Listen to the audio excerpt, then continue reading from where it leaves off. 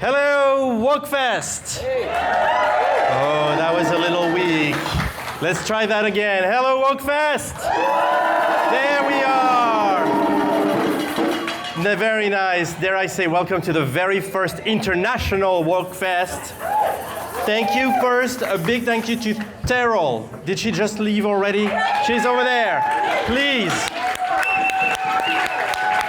Terrell has been doing a phenomenal job organizing all of this. And for those of you who were earlier here for our annual Labor Day cookout and poker run, thank you for sticking around for Wokefest. It's really awesome to have you all here. We have great weather today, so it's going to be an awesome afternoon. I am very delighted right now to introduce our very first speaker this afternoon, Dennis Prater, right over here. So he is a leader with the UCW-CWA union, so that's the United Campus Workers, for which he's the ETSU caucus chair. And as a member of that union myself, I can say that he's working damn hard to get ETSU to be a good place for workers. He's done a lot of work related to the adjunctification of ETSU and fighting for all of the folks who are instructing there, who need better pay, better benefits, and really better working conditions overall, because ETSU has a long way to go in that area. He's also a leader of the Northeast Tennessee Democratic Socialists of America, and you may have seen him at a large number of festivals. He's always there providing education to the public on political matters, and it's so important to have people like Dennis fighting the good fight around, so we're delighted to have you here, Dennis. Let's give it up. Dennis Prater.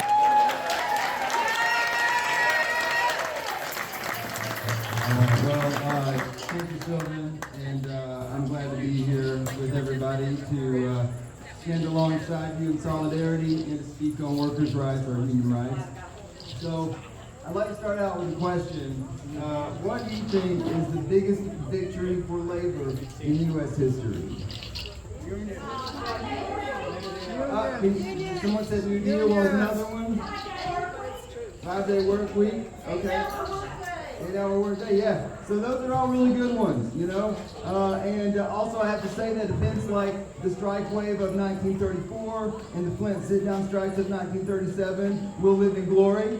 But I have to still say that the victory over slavery, which involved hundreds of thousands of enslaved laborers stopping work to undermine the Confederate war machine, it remade the United States, and it opened up vast new possibilities for democratic and economic rights. So, and that reminds us that the fight of labor has always fundamentally been a fight for basic human decency and for having a say in our own lives. So as we speak, our nation's capital is under military occupation.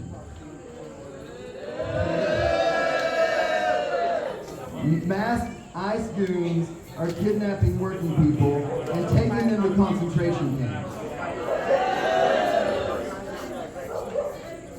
In the 1890s, when the miners of Coal Creek, Tennessee stood against the destructive and dehumanizing practice of leasing convict labor, they showed that workers' rights are human rights. In 1968, when Martin Luther King Jr. marched with public sector sanitation workers in Memphis, that's what this shirt is about, with his Poor People's Campaign to expand civil rights to the economy, he showed, and they showed, that workers' rights are human rights. In 2023, Starbucks Workers United, one of the labor movement's recent bright spots, demonstrated worker power by going on strike for pride representation in what the AFL-CIO Pride at Work director called one of the queerest union campaigns I've ever seen. They show that queer and trans rights are workers' rights. Today, when the National Labor Network for Ceasefire calls for an immediate arms embargo on Israel as a necessary step to end the genocide of Palestinians, They show that workers' rights are human rights. After decades of attacks and political misleadership, the economic standing of the working class and the labor unions who protected it have been eroded. Now, the billionaires and neo-Confederates, in their arrogance, are trying to take our political rights as well. They won't build public housing, but they will build concentration camps. They won't raise the minimum wage higher than $7.25 an hour, but they will offer ICE kidnappers massive signing bonuses. They won't fund high-speed trains or sustainable technology, but they will send endless billions to support the genocide in Gaza. There's no end to funding for ICE to kidnap babies and children, but our teachers have to buy their own school supplies. That is not thriving. We are living through a multi-causal and multifaceted crisis. Like it or not, we simply can't go back to how things were before.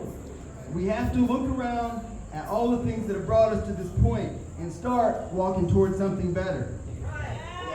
To do that, we need to build the same kind of power that built the labor movement, the power of collective action.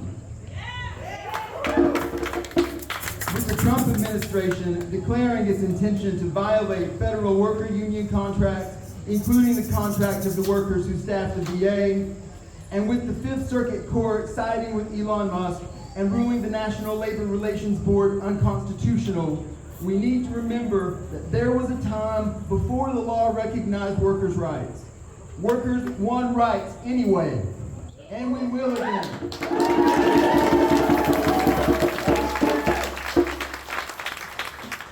I invite you all to think of ways to organize where you're at.